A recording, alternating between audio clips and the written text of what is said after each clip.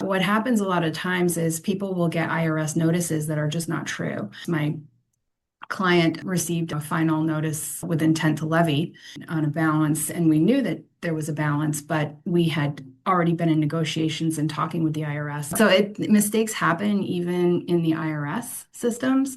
So it's always really important, if you're getting mail from the IRS to understand what it is and make sure that it's accurate before we do something that, could put us in a bind financially.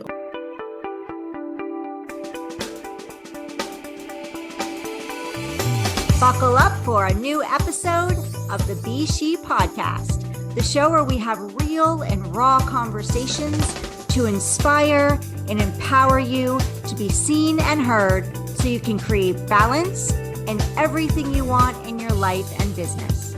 I'm your host, Heidi Schock, and I'm excited to walk alongside of you on this journey of being seen, heard, and empowered.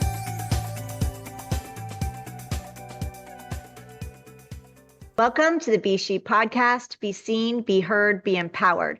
I'm your host, Heidi Schock, co-founder of HLH Growth Solutions, where we help businesses scale through outside-the-box visibility and automation strategies. If you're new to this podcast, welcome. We're so excited to have you here. You have just joined us for the best podcast ever, and we're excited that you're joining us today. I have my special guest who I'm excited to introduce you to. Her name is Jennifer Davis with King Palm Tax. So welcome, Jennifer, to the podcast. Thank you so much, Heidi, for having me. I'm excited to be here. Absolutely. I'm excited to dive in with you. But before we do, I'm just going to give everybody a little background about you, and then we will jump right in. So Jennifer Davis is the founder of King Palm Tax, where she helps individuals and business owners get clarity around tax problems, IRS debt, unfiled returns, business valuation needs, and self-directed retirement strategies. As an enrolled agent, certified tax resolution specialist, and certified valuation analyst, Jennifer brings both technical expertise and practical guidance to people facing big financial decisions. Her work is rooted in helping clients understand their options, take the next right step, and feel more empowered around their money, taxes, and business. Woo! Jennifer, I know a lot of people, including me, this is a big area of stress, especially because rules can change all the time. So you being in the tax world, is this something that you had some challenges in yourself, which is why you're in it now and helping people? Or is this something you just, some people just have a passion for the mathematical financial space? Is that something that the category you fell into, or maybe a little bit of both?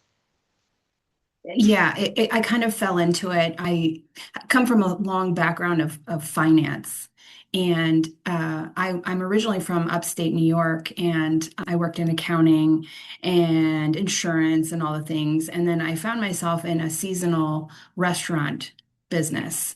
And it was a boyfriend. He and I, at the time, we didn't really have anything to do in the winter months. And so we decided to pack up and come to Florida. And so I was a snowbird for a couple of years in the restaurant industry, having the finance background. He would run the kitchen and I would run the front of the house, and, we were managing the business really well. And at one point we decided that we didn't want to do that back and forth anymore. This is a lot of work. So we sold the restaurant and moved to Florida full time. And so I needed to find something to do with myself at that point. And I got connected with a tax attorney who had a business in Miami Beach, Florida.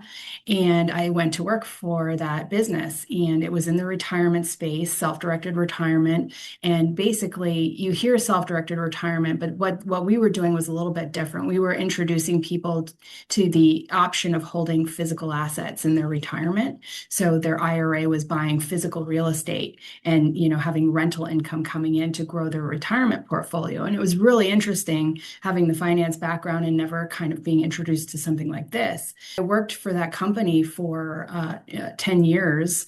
And what ended up happening is there was a need for this specialized tax work that was incredibly niche. Not a lot of people knew how to do it. The clients we were getting had no idea they needed help. I saw this opportunity and I started developing my skills. I got my enrolled agent license.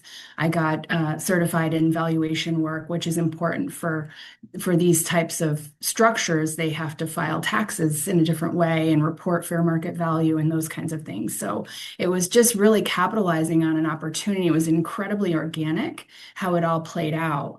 And so that's really how I ended up in the space. Amazing.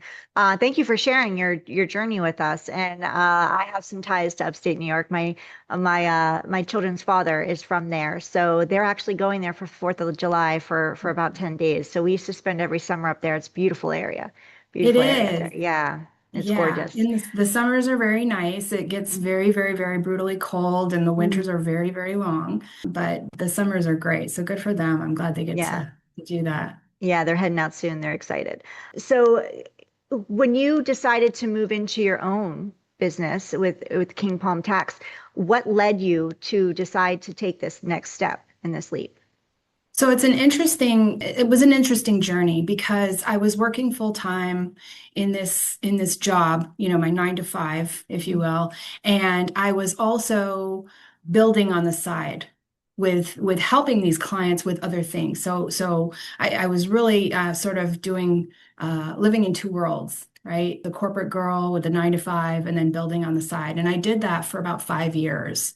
Mm. And yeah, it was actually just this year, December 31st of 2025 Oh, was my wow. last day as an employee in that 9 to 5. I started with reducing my hours down, and that took some guts, to leave, a structure, a paycheck, and really just have some faith in myself.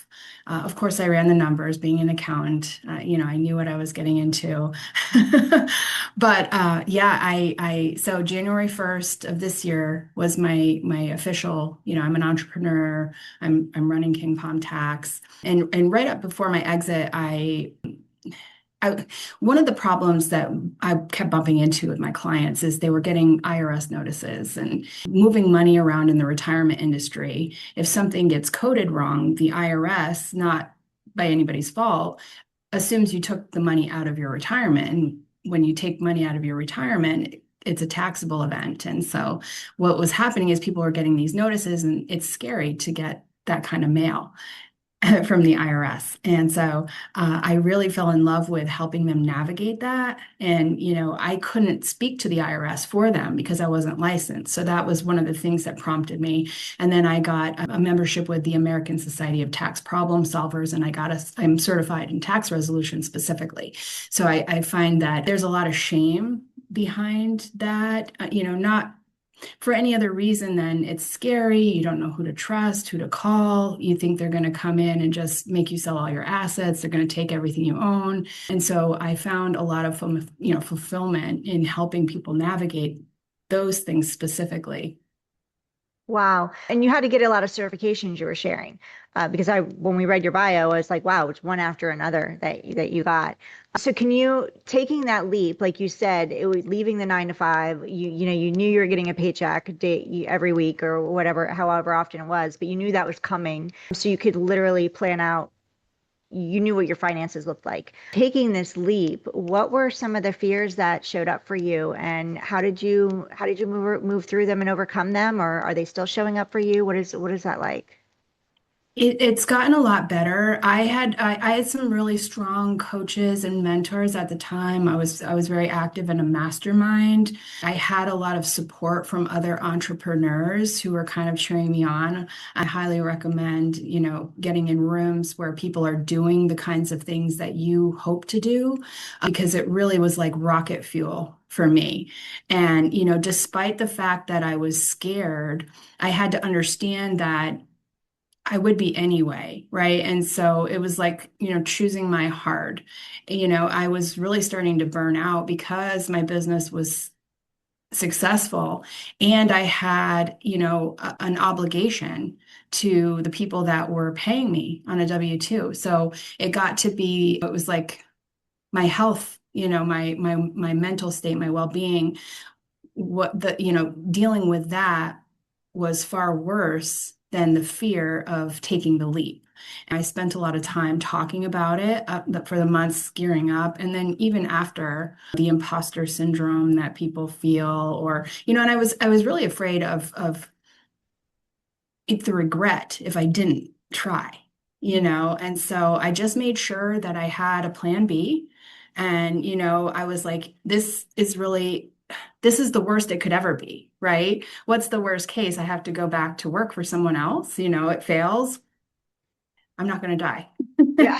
So, Right. You had a like a backup, not necessarily a backup plan, but you knew there was opportunities if this didn't work out, you knew there was other things that you could do or go back to that yeah. that you could fall back on. So, can you share with us some of the challenges that you faced starting? Because you're in the beginning of the growth phase of your business.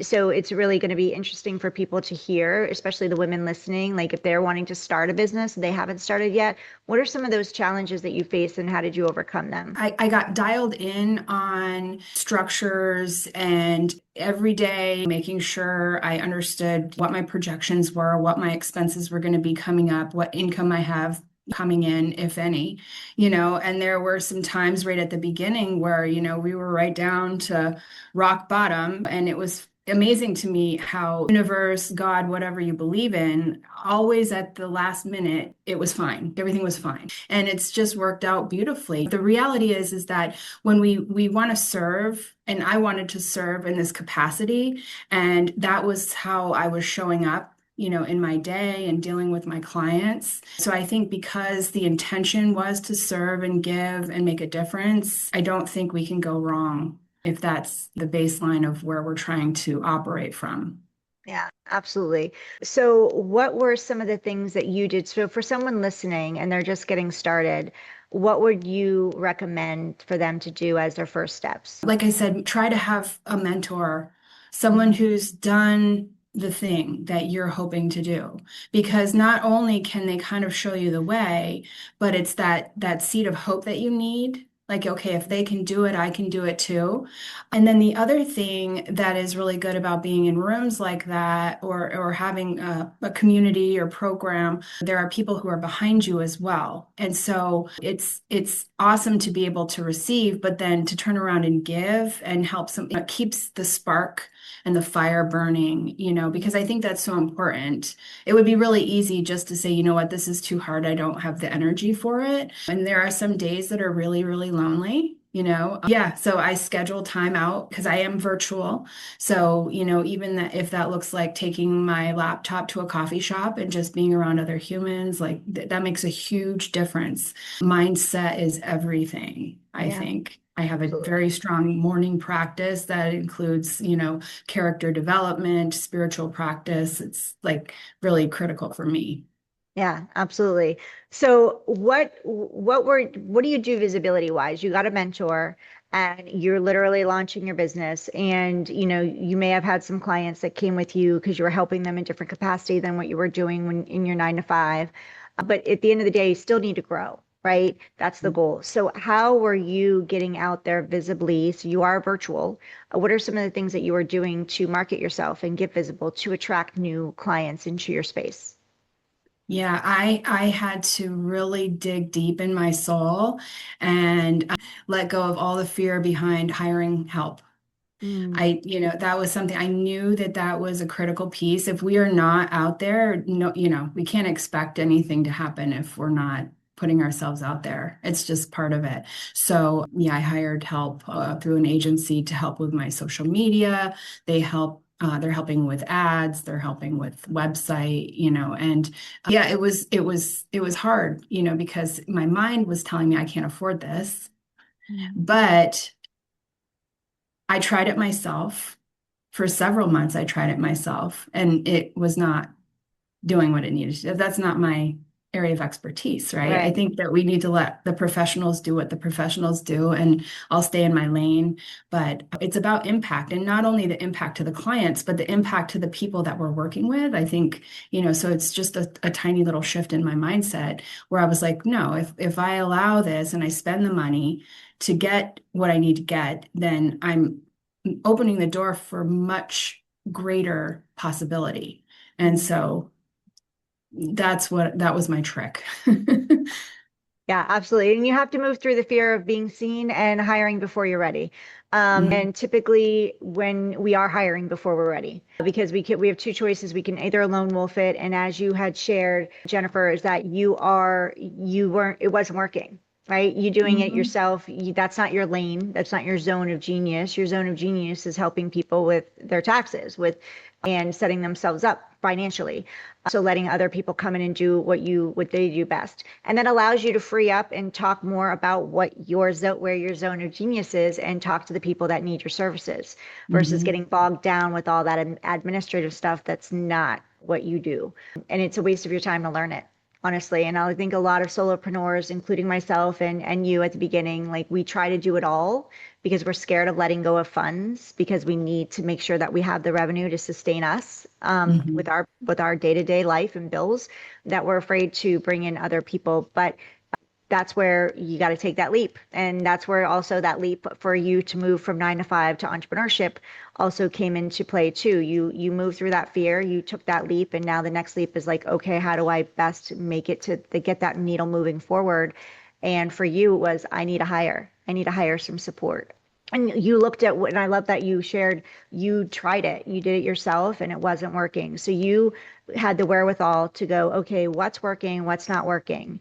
And I don't know how often you evaluate that in your business, but it's really important for those of you listening. If this is a leap that you want to take, or you're in it now and you're not where you want to be, that's one of the key pieces. Are you evaluating on a regular basis, whether it's weekly, monthly, quarterly, what's working and what's not working? I wouldn't go past quarterly to look at it, because otherwise you could be spending a lot of time doing what's not working.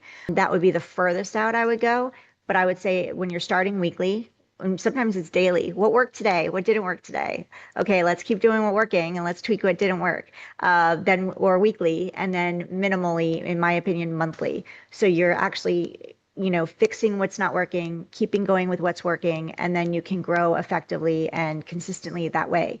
I would love to now talk about you and your business, as far as like what you actually do and how you serve people. Who are your ideal clients? Do you have a specific niche you work into, work with? Is it people, individuals? Is it businesses? What does that look like?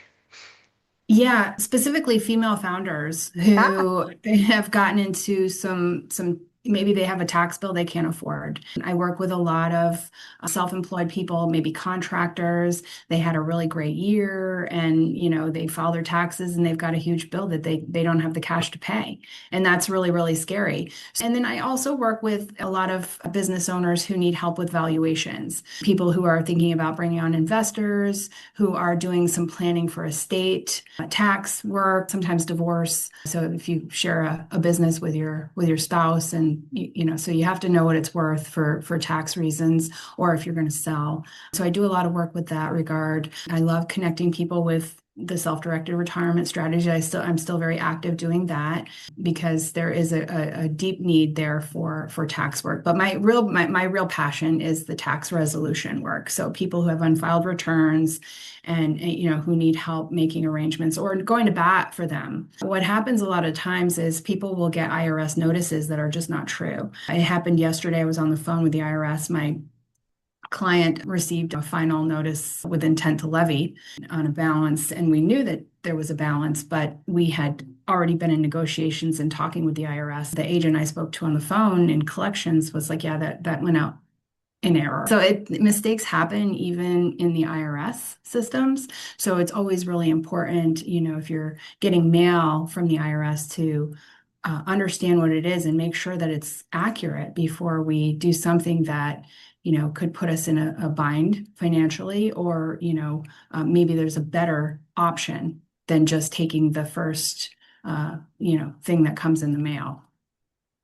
and there's always ways to negotiate, correct? And they want to work with you from, it's not like if you're in a bind, if you're listening to Jennifer right now and you're like, oh my gosh, this is, I'm really stressed out, I'm getting these notices, or I know that I haven't filed my taxes in a while and I know I need to get on that because I know I have a tax bill that you've kind of been trying to ignore.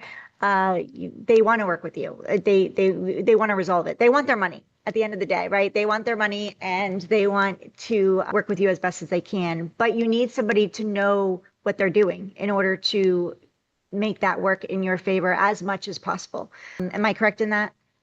Absolutely. Yeah. I mean, they can do what's called a substitute for return. And so this is, if you're a 1099 contractor, especially, and you haven't filed your tax returns, they can file a return for you, and then you don't get any option to add in your expenses. They're just taking the income. And so then they'll assess tax, that they say you owe. Those things can go back and they can be corrected. But if you're ignoring the letters, because that's very common too, you see it and you just kind of want to sweep it under the rug and hope it goes away, but it doesn't. It just continues to get worse and worse and worse. And so a lot of times what ends up happening is, people are ignoring the notices, and then all of a sudden, a levy occurs, or they take Right. your bank account, or, things like that. Right. Yeah. So if you feel like you're in that position or you could possibly be in that position, reach out to Jennifer and we're going to find out exactly how you can do that. Or if you're just getting started and you want to set yourself up for success, you definitely want to talk with an attorney, maybe an attorney, but definitely somebody, an accountant who can handle your taxes and set you up for success in what to look for and what to make sure that you're getting your ducks in a row throughout the next year to simplify things. Because sometimes there's ways to track things on a regular basis. So at the end of the year, you're literally just like here, versus having to spend hours or days scrambling and compiling it all because we didn't do it as we were going. And I know, Jennifer, you can definitely set us up for success with organization. And I think as a female founder, and I can only speak into female founders because I'm one of them, and that's who we target on this podcast, that can be an overwhelming and daunting area when you're starting a business or even when you're growing a business. But that's one of the key pieces that you should kind of look at sooner than later. Take it from me who didn't. You want to look at that sooner than later because you don't want that added stress. There's enough stresses in Mhm. business, right, Jennifer? Yeah, right. Well, that's just, it doesn't have to be, it doesn't have to be so hard. And I loved what you said about, checking monthly, and that's what reconcile, make sure you're checking your bank statements monthly. I always like to see people who have a bookkeeper who's helping with that stuff on a monthly basis. And then from a tax preparer standpoint, a lot of times people, see their tax preparer once a year. And I'm of the belief that it should be, especially if you're working in business, a quarterly event, not an annual event. So you have your monthly books in order, and then quarterly you're meeting with your tax person to make sure that your income and what you're paying in, if anything, matches what, so that at the end of the year there's no big surprise. Yeah, that's such a good point. And also it kind of keeps you on track too of what your goals are. Are you on track to meet your financial goals for the end of the year, revenue goals?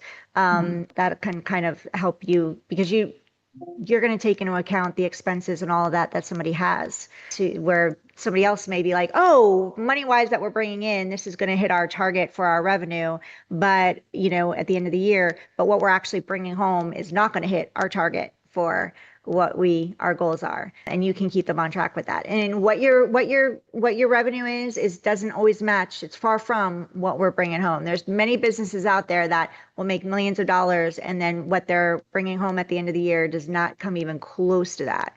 And that's something you want to look at as a business owner too, because that affects your bottom line and that affects your livelihood as For well. sure. Yeah. For sure. So, Jennifer, can you share with us? I know you have a free gift that you want to share with us, and it is your tax debt freedom session and IRS action plan. So, can you share with us what that is and how we can get it?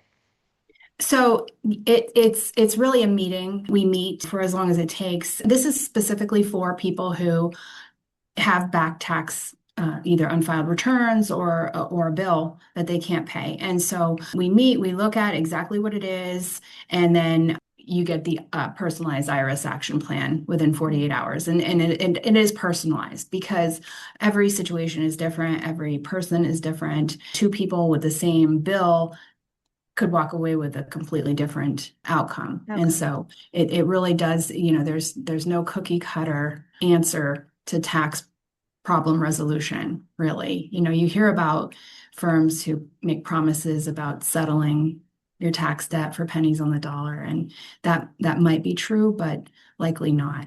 It's taking the time to really listen to what you're going through. And a lot of times, just that half an hour or 45 minutes, however long it takes, is a great relief to people who are walking around with this problem. So, Yeah. Well, we'll definitely take advantage of that, especially if you're in the situation where you're receiving letters or you're concerned about what you could be owing. Maybe you're generating nice revenue right now and you're like, oh my gosh, I know this is going to be a big issue for me at the end of the year. It's time to talk to Jennifer sooner than later. And I love Jennifer. I see those ads all the time of these tax companies that are out there, or the IRS promising you, we can settle you for pennies on the dollar. And I've spoke with people who have used them, and all of them had said that's not true. They still ended up with a huge tax bill. And I love that you're being truthful about it. You're very authentic. You're like, could it be? Yes, it could be. But also many times it's not. But we can also help you navigate that to where it's much more palatable. And we can take the pressure off of negotiating between you and the IRS versus the client in the IRS, or the actual business in the IRS. And you need a third party in negotiation because you are way too close to this. It's very emotional. It's highly stressful. And having someone like Jennifer in your corner that's doing the work for you and going to bat for you you'll be able to sleep at night. That's all I could say. You can sleep at night. And that is she's the going to do promise. it. Yeah, she's going to do that's the promise. And that's a great promise. I'll take Mhm. that over somebody promising me pennies on the dollar when at the end of the day, it's most likely not true. So take advantage of this tax debt freedom session and IRS action plan. I've met Jennifer in person, so I can say she is highly trustworthy. She's authentic. I'll go to bat for her, and I would recommend her all day, every day. She's showing up here. She shows up in real life. It was great to meet you in person. When you approached me and we started talking, you just feel this calmness. And I feel it when I'm talking to you on this session too. And with this high stressful situation, you need somebody that's calm and that's going to ground you because, like I said, this is highly emotional situation and you need somebody that's going to be there for you and then can support you and walk you through it and hold your hand. And Jennifer is that person. Yeah. For sure. So, so I want to say thank you for your time. Can you Thank share you. with all of us how we can connect with you, how we can get this free session from you, and where we can find you? Yes, I'm very active on Instagram. My handle is Jene Davis _ and I'm on LinkedIn as well, Jennifer Davis. And you could just send me a DM. We can start connecting a conversation there. If you want, I can share my calendar link as well. Or in my Instagram bio, there's a link as well. So there's lots of ways to reach me. The website, kingpalmtax.com, has option there for scheduling as well. So Perfect. So if you're watching us on YouTube, Jennifer and I say hello. Thank you for joining us today. And reach out to Jennifer. If you know somebody that would benefit from this conversation, and I honestly can't think of anybody who wouldn't benefit, it doesn't matter what stage of business you're in, whether you're getting those notices or not, or you've got all your taxes under control, have the conversation, send this episode to them. Anybody in business can use this information and also benefit from hearing from Jennifer and all she can do to support. If you're listening to us on your favorite podcast platform, thank you. If you're so inclined to leave a review, we would love it, preferably 5 stars. That helps the podcast platform push this episode out to more people so they can learn about Jennifer and King Palm Tax. Go check her out. Go follow her on Instagram. All of her links are inside the show notes. So if you missed anything, don't worry, we got you. And go to kingpalmtax.com. Super easy, kingpalmtax.com. But go let her know that you heard her here. Go take advantage of the free session. Go connect with her. She's pretty amazing. So Jennifer, before I let you go, I have 2 questions. One, is there a little fun fact about you, something behind the scenes that we wouldn't maybe know about you by seeing you on social or going to visit your website? I'm sort of a wellness junkie. I've recently ran the Miami Marathon this past Wow. January.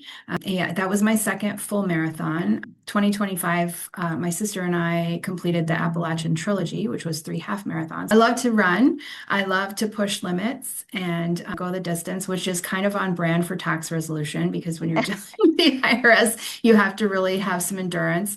Yeah. I play golf every week with a delightful women's group. And so, yeah, I love to just be active. Wow. I feel super lazy hearing you doing all that now. I have to get moving. I have to get running. Yeah, behind the scenes, you had mentioned you were a runner. You didn't mention any of this. This is like, wow, mind blowing. Like, wow. No, that's awesome. And my second question for you is if you could have lunch with anyone, alive or deceased, who would it be and why? Lunch with anyone. Wow. Gosh. I'm speechless. I am really Anybody. speechless. I mean, I could think of like 20 people I would love to have lunch Yeah. with. Who comes to your mind? Oh gosh. Well, one of the people who has been the biggest inspiration for me in my entrepreneurial journey is Lori Harder. She also Gloria. has a podcast, Earn Your Happy. I just love her, and I would love to have lunch with her. Yes. Ah, amazing. She's Well, if anybody has connections with Lori, that's doable compared to some of the people I've heard like people would love to have lunch with. Yesterday it was Roosevelt's, Teddy Roosevelt, really which okay. is pretty, yeah, but that's not possible. Like maybe down the road when they're, both in heaven. Right. But Lori Harder's more doable. So this is Yeah. exciting. So if anybody has connection to Lori and can make this happen, let Jennifer know. Would love to. And if it does happen, Jennifer, you got to come back and tell us how it was. I Yeah, will definitely tag you, Heidi. exciting. Yeah. Yes, there Um, will be pictures. fantastic. So is there anything that you'd like to share, say that I didn't get to ask you or we didn't touch on today? No, I don't think so. This was a great conversation. It's always fun to talk about what's possible. And yeah, don't limit yourself, right? And just, this is a beautiful life and so many opportunities. So Yeah. go have some fun. And take the leap. And we didn't talk about your chapter that you've just entered. You're newly married. Yes. Yeah, and Yes. you're going about to celebrate your first year. So real quick before I let you go, how has that journey been with navigating? You did a lot in a year. Now that I'm thinking about it, you launched a business. Well, you got married. You launched a business. That's two big leaps in one Yes. year. So, and then you've got Yes. all these certifications. So you've been a busy bee. I have been. I have been Yeah. a very busy bee, overachiever. I wear the crown. Yeah, my husband and I, we've been together quite a bit longer than that. We've been building a life and whatever, and we've talked about marriage a lot. And then on a whim, sort of one day, we made a decision that now is the time, and we went and bought rings and let my mom and dad know, and we eloped in the Bahamas last July 5th. So, Wow. Oh, that's amazing. Oh, yeah, congratulations. So yeah, you're yeah. coming on your year anniversary on July 5th. How Mhm. exciting. Yeah. Yeah, Yeah. and now, yeah, though, so that's you have a lot going on. I won't say the other things that's for you to share, but that you have coming up. But congratulations on this exciting year. I know next year is going to be another exciting year for you as you navigate some new chapters unfolding. And maybe in a year we can have you come back and share what that's been for you. Absolutely. I'd Yeah, love it. I'd yeah, love it. that I would be love these fantastic. conversations for Yeah. sure. Thank you, Jennifer, for being here with us today. Thank you all for listening to us today and being here with us. Please go connect with Jennifer. Go to her Instagram. Go check her out at kingpalmtax.com. And I look forward to seeing you all on the next episode of the Be She podcast. In the meantime, be seen, be heard, be empowered.